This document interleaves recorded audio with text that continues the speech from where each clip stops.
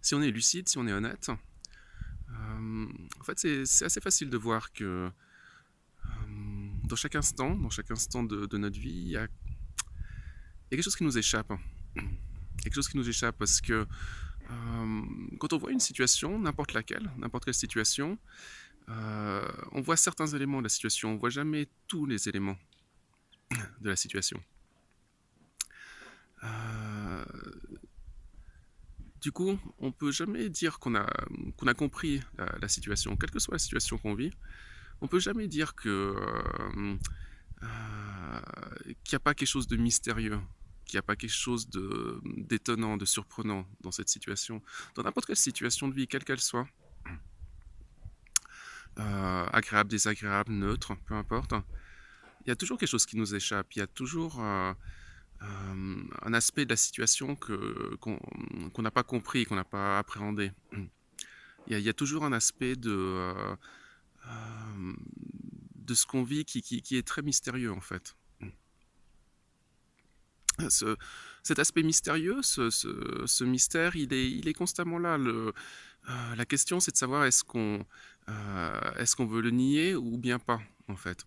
Et ça va créer quand même des univers très différents.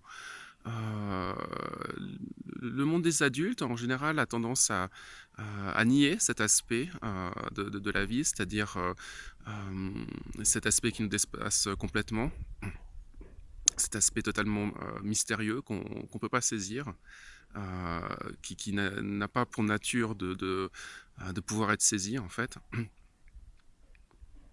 Quand on nie cet aspect, quand on fait semblant qu'il n'existe pas, on se retrouve dans un monde qui est très réel, qui est en fait beaucoup trop réel d'ailleurs.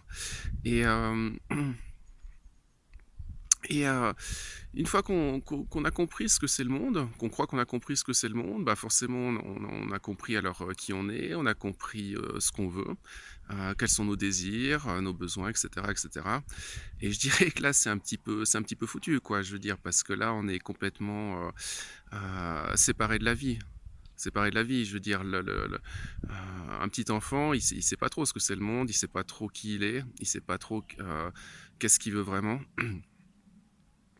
Et c'est pour ça qu'il est vivant, qu'il est vraiment vivant. Je veux dire qu'il est joyeux, enthousiaste, qu'il a une certaine fluidité, une certaine spontanéité.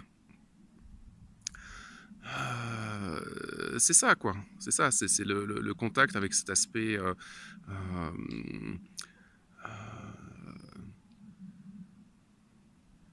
cet aspect mystérieux, mais qui est aussi, je veux dire, qui ouvre tout de suite, si on l'accepte, sur l'idée que